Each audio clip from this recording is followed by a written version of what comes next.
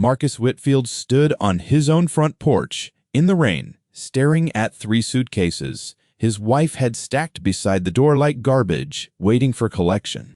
The zippers were done up crooked, as though she had packed in a hurry, or perhaps in triumph. He thought his marriage had merely hit a rough patch, a hard season that every couple weathered eventually. He didn't know that, within 1 hour, a Rolls-Royce bearing a family crest he had spent 15 years pretending didn't exist would roll to a stop at the curb, and that everything Diane believed about the man she married was about to collapse into rubble at her stocking feet.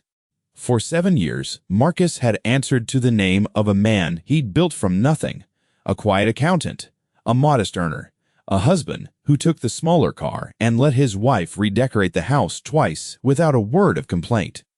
He had chosen invisibility on purpose, with the deliberate care of an architect drawing a blueprint, and now that invisibility had a price, and the bill was about to come due in front of every neighbor on the street. Before we begin, if stories about quiet dignity, meeting loud arrogance, are the kind of stories that keep you watching, take a moment to like this video and subscribe so you never miss what comes next. And tell me in the comments where you're watching from tonight. I genuinely want to know who's here for this one. Now let me tell you exactly how Marcus Whitfield came to be standing in the rain, and why the woman who dropped his bags on the porch was about to learn the difference between a man's paycheck and a man's worth. It was a Tuesday in early October, the kind of gray afternoon that makes everything feel heavier than it is. The clouds hung low over the suburb, and a fine, cold drizzle had been falling since noon, the sort that soaks a man slowly, without drama, until he is wet to the skin before he notices. Marcus had come home early from the firm, his shoulders aching from a long meeting, his mind already rehearsing the gentle apology he thought he owed his wife for a disagreement that had, in truth, been entirely her doing. He climbed the 3 steps to the porch and found the suitcases first. Then the note, taped to the storm door in Diane's looping handwriting, the ink already beginning to run at the edges where the rain had found it. I need space. Go stay with your mother. We'll talk when you've figured out how to be a real provider. A real provider. He read those 3 words twice, and something in his chest went very still. It was not anger. Not yet. It was the specific quiet that comes over a man when he realizes the person he has protected has mistaken his restraint for weakness. It was the stillness of deep water, the kind that hides everything moving beneath the surface. He folded the note along its crease and slipped it into his coat pocket, next to another piece of paper he had carried there for a very long time. To understand what happened next, you have to understand what Diane believed. She believed she had married down. She had told her sister as much at the wedding, in a whisper. She assumed no one else heard beneath the string quartet. Marcus is sweet, but he's no rocket. Over the years, that private assessment had hardened into public habit the way a small crack in a foundation widens into a fault. At dinner parties, she would introduce him with a little laugh. This is my husband. He crunches numbers for a living, as though his profession were a quaint hobby she tolerated out of affection.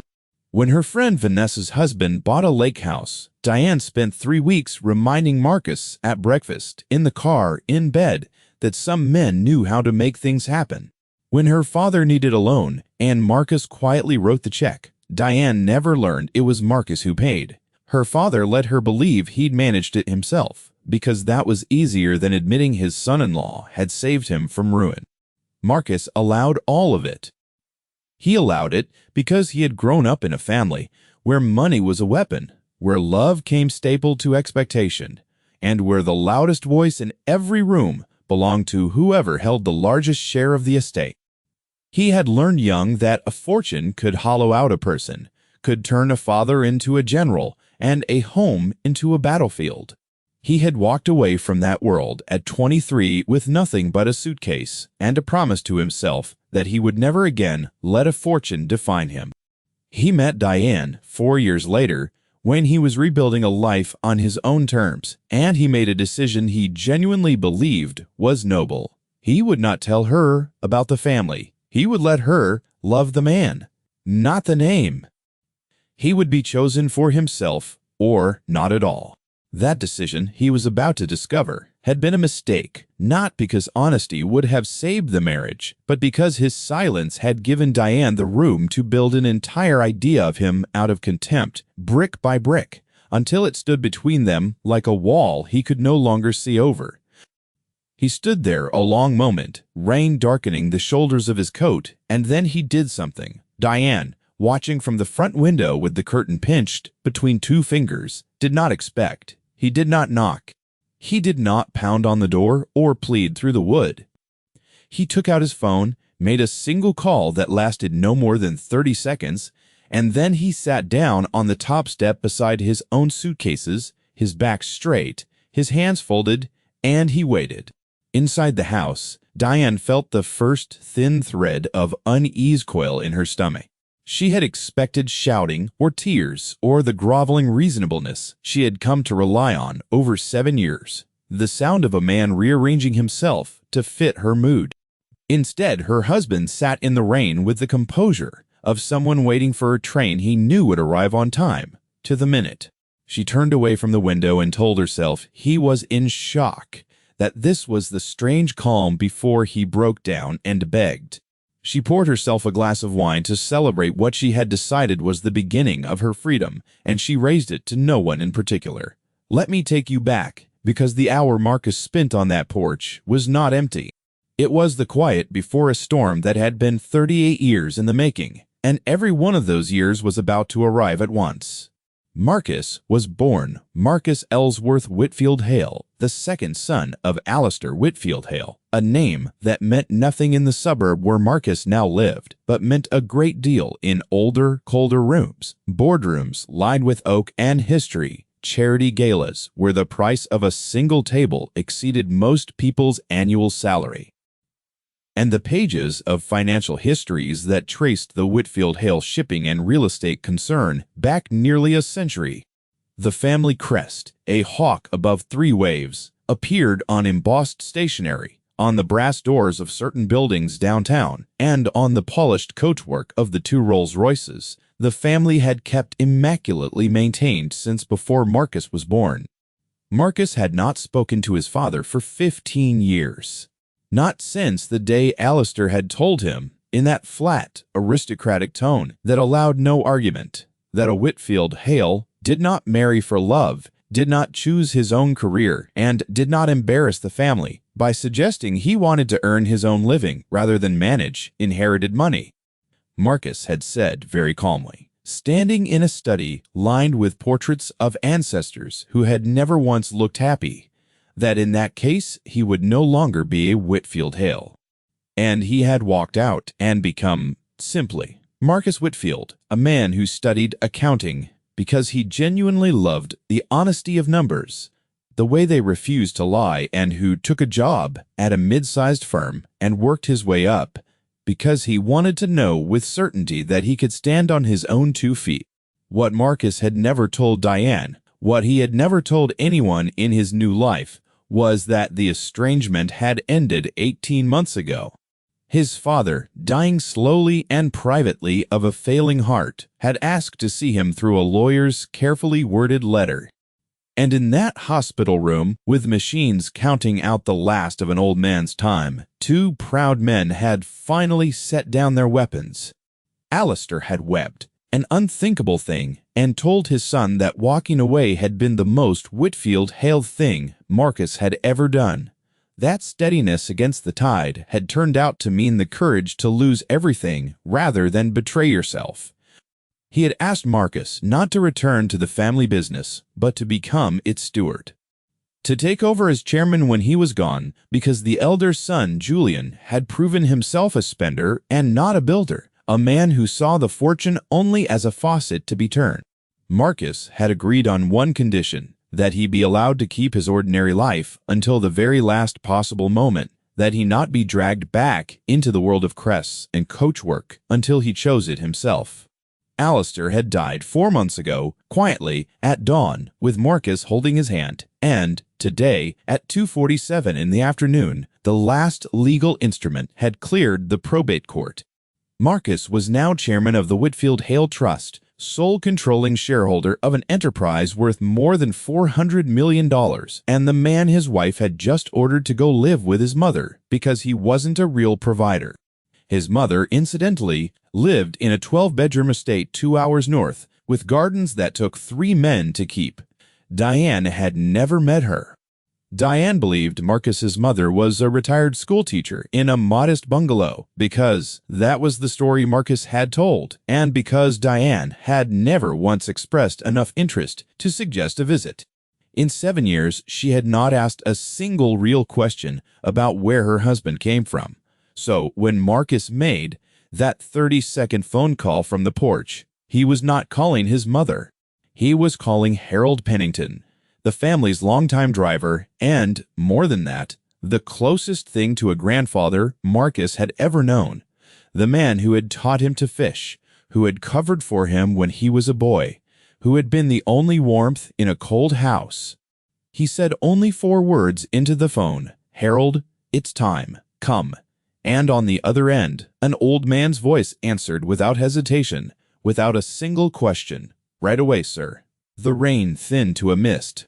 Inside, Diane was on her 2nd glass of wine, texting Vanessa a triumphant account of how she'd finally shown Marcus where the door was. She wrote that a woman had to have standards. She wrote that she deserved a man who could give her the life she was meant for, the life Vanessa had, the life all her friends seemed to have. She did not hear the low, refined hum of the engine until it was already there, filling the quiet street, and by then it was far too late to compose herself. The Rolls-Royce came around the corner slowly, the way something enormous and utterly certain of itself moves through the world. It was midnight blue, polished to a depth that seemed to hold the entire gray sky inside it, and on the door, small and gleaming and unmistakable, was a crest, a hawk above 3 waves. It slid to a stop directly in front of the house, and the whole street seemed to change around it. A neighbor mowing his lawn against the drizzle cut his engine and stood staring. A woman walking her dog stopped dead on the sidewalk. Curtains twitched in 3 houses at once, and Diane, drawn to the window by the impossible sound of it, felt the wineglass go loose and forgotten in her hand. Harold Pennington stepped out, 70 years old and straight as a mast, in a charcoal suit that cost more than Diane's car. He moved without hurry, with the unshakable dignity of a man who has served greatness his whole life and knows exactly what it is worth. He walked around the vehicle, opened the rear door with a gloved hand, and then, and this was the part Diane could not process, the part that made her breath catch, he crossed the lawn to the porch, stopped before her husband, and inclined his head in something very close to a bow. "Sir," he said, in a clear voice that carried across the whole silent street, "the board is assembled. They're waiting for you." Marcus stood. He picked up 2 of his own suitcases from the porch. Harold, gently but firmly, took them from his hands as though it were unthinkable that the chairman of the Whitfield Hale Trust should carry his own bags across a wet lawn. And Marcus, for the first time in 15 years, allowed himself to be exactly who he had been born to be, standing up out of the rain like a man rising out of a disguise. Diane came out onto the porch. She had to. The alternative was to stand at the window and watch her entire understanding of her life drive away without her. She stepped into the mist in her stocking feet, the cold, wet concrete, a shock she barely registered, and she said the only thing her spinning mind could produce. "Marcus, what is this? Whose car is that?" Marcus turned to look at her. And here is the thing about Marcus Whitfield Hale that Diane had never once glimpsed in 7 years of marriage. There was no cruelty in his face. There was no triumph, no gloating, no small mean satisfaction. There was only a terrible, level calm, the calm of a man who has finally stopped protecting someone from a truth he had carried alone for far too long. "It's mine," he said, "the car, the Crest, all of it." Diane laughed, a small, broken sound with no humor in it. "That's not possible. You're an accountant. "I am an accountant," Marcus agreed, and he said it without shame because he had never been ashamed of it. "I'm also, as of this afternoon, the chairman of the Whitfield Hale Trust. My father died 4 months ago. He left the whole of it to me." He glanced at the suitcases now resting in Harold's steady hands. "You told me to go stay with my mother. My mother has a great deal of room. I think I'll take your advice." For a long moment, Diane said nothing at all. The neighbors were watching, every one of them. Vanessa's reply buzzed unread in her pocket, a small vibration against her hip that she did not feel.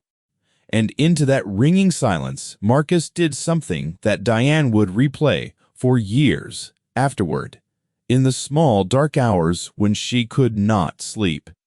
He reached into his coat and took out a folded document, worn soft at the creases from long handling, and he held it up so she could see the letterhead, that hawk, those 3 waves, steady against the tide. And he said very quietly the words that landed like a stone dropped into still water. "I've carried this for 18 months. Diane, I kept it in my coat every single day. Every dinner party where you laughed at my job in front of your friends. Every time you told me I wasn't enough of a man for you. Every time your father let you believe he'd saved himself when it was my money that cleared his debts. I had this in my pocket the whole time." He folded it again, slowly, deliberately. "I wasn't hiding it to trick you. I was waiting to see if you'd love the man before you ever learned about the name." He paused, and his voice did not shake. "Now I have my answer." He turned and walked toward the car. Harold held the door open, patient as stone. And just before Marcus lowered himself into that midnight blue interior, Diane found her voice at last, high and frantic and cracking at the edges. "Wait, Marcus. We can talk about this. We can fix it. I was upset. I didn't mean any of it. You can't just leave. I'm your wife." Marcus paused, with one hand resting on the roof of the car. "You dropped my bags on the porch," he said, "without heat, in the rain, with a note telling me to go be a real provider." He gave her a small, sad smile, the saddest thing she had ever seen on his face. "I'm just doing what you asked." The door closed with the soft, expensive, final sound of something sealing shut forever. The Rolls-Royce pulled away from the curb, smooth as water, and Diane stood on the wet lawn in her stocking feet, the wine glass still in her hand, watching the family crest disappear around the corner. And she understood far too late to matter that she had thrown away the one thing she had spent 7 years failing to see. The days that followed were a slow and merciless education for Diane in the true architecture of her marriage. It began with the phone. She called Marcus 11 times the first evening. He answered none of them, and by the 8th, the calls were going straight to a recorded message. She called his firm the next morning and learned from a very polite young woman that Mr. Whitfield had taken an extended leave of absence and could now be reached through the offices of the Whitfield Hale Trust, and would she like the number? Diane hung up before she had to say yes, her face burning in the empty kitchen.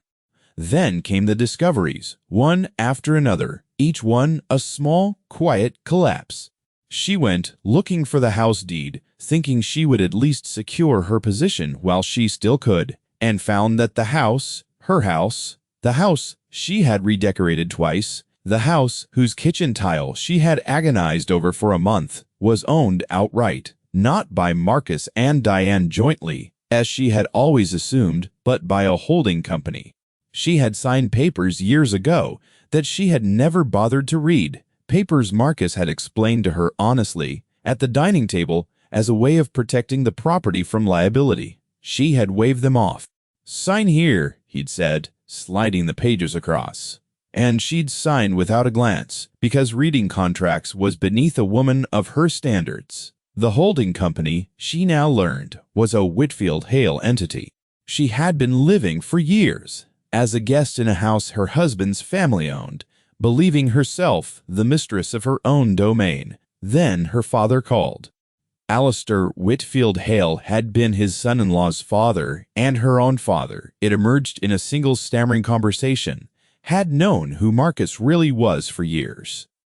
He had been sworn to secrecy, Marcus had asked him, one evening after quietly clearing the man's crushing business debt with a single transfer, to keep the family name to himself. And her father had agreed, partly out of gratitude and partly out of a shame he could not put a name to. Now, with the truth loose in the world, her father called not to comfort her, but to plead. "Diane," he said, his voice thin and reedy over the line, "whatever you did, undo it. Do you have any idea what that man did for this family? For me? He saved everything, and he never asked for a word of credit. And you—" He stopped, and in his silence, she heard something she had never once heard from her father in her entire life. Disappointment, aimed squarely and entirely at her. But it was the dinner party that finally broke her. 2 weeks after the Rolls-Royce came, Vanessa hosted her annual autumn gathering, the same gathering where for 7 years running, Diane had introduced Marcus with a laugh and a little joke about number crunching. Diane went because staying home alone felt like surrender, and because some stubborn part of her still believed she could walk back into her old life if she only held her head high enough. She had barely stepped through the door when she felt the change in the room, a shift in the air like the pressure before a storm. Conversations paused mid-sentence. Eyes slid toward her and then away too quickly. And there, across the wide, bright living room, standing beside Vanessa's husband, with a glass of red wine and an easy, unhurried composure she had never seen on him before, was Marcus. He had not come as the diminished man she'd built in her mind over 7 years. He had come as himself, and he wore it comfortably. Vanessa's husband, a real estate developer who had spent 7 years quietly condescending to Marcus over dinner, correcting him, talking over him, was now leaning toward him with the eager, slightly desperate posture of a man who has just realized he's been rude to a king. "Marcus," Vanessa's husband was saying, loud enough for half the room, "I had no idea, none, all these years. The Harbor Line project downtown, that's a Whitfield Hale property? I've been trying to get a meeting with your acquisitions people for 2 years now, 2 solid years." Marcus was gracious. That was the thing that undid Diane completely, more than any cruelty could have. He was not cruel, not cold, not sharp. He shook the man's hand warmly. He asked genuine questions about his projects. He listened. He did not gloat, not by so much as a flicker. But when Diane crossed the room toward him, drawn helplessly by 7 years of habit, she watched something quietly close in his face. Not anger, nothing so warm as anger, just a final gentle distance, the distance of a man looking at a photograph of a house he used to live in a long time ago. "Diane," he said evenly. "Marcus," she said, and then all the rehearsed words, the whole careful speech she had practiced in the car, deserted her at once. "Please, can we talk? Really talk? Alone? I've had time to think, so much time, and He let her stop on her own, without interrupting. Then he said, gently, the sentence that ended everything. "You had 7 years to think, Diane. I gave you 7 years to see me." He set his glass down on the table beside him with a small click. "The tragedy isn't that you didn't know I was rich. The tragedy is that you decided I was worthless long before you ever found out otherwise." He excused himself courteously, thanked Vanessa for a lovely evening, and left through the front door into the cool October night. And Diane stood in the middle of a party full of people who had spent years taking their cues from her contempt, and she watched every single one of them silently revise everything they thought they knew about Marcus, and, far more painfully, about her. Here is where I want to slow down, because it would be easy and cheap for this story to end with Diane utterly ruined and Marcus dancing on the wreckage of her life. That is not what happened, and it is not what this story has ever been about. What happened next revealed the real and final difference between the two of them. In the months that followed, Marcus took up his role as chairman in earnest. He was not, it turned out, remotely interested in the trappings of it. He kept the two Rolls Royces because they had been his father's pride and because Harold loved them like children, but he sold the second estate and endowed a foundation with the entire proceeds, a foundation fittingly dedicated to first-generation college students studying finance, young people who wanted to build something honest out of numbers. The way he once had with nothing but a suitcase and a stubborn heart. He moved the Trust's headquarters closer to the ordinary neighborhood he had loved living in. He did not become a different man. He simply, at last, stopped hiding the man he had always been. And when the divorce came, and it did come, uncontested in the end, because Diane's lawyer explained to her in slow and careful terms that the prenuptial agreement she had never read, the one Marcus had insisted on with such quiet firmness before the wedding, protected the entire Whitfield Hale estate, absolutely and without exception. Marcus did something no one who knew the law expected. He did not have to give her a single cent. Every clause was on his side. Instead, he set up a modest but real settlement, enough for Diane to keep her footing, enough to start over somewhere new. When his own lawyer objected plainly that he owed her nothing whatsoever, Marcus said only this: "I don't do it because she deserves it. I do it because I don't want to become the thing I walked away from at 23. My father used money to punish people, to bend them. I'd rather use it to close a door kindly."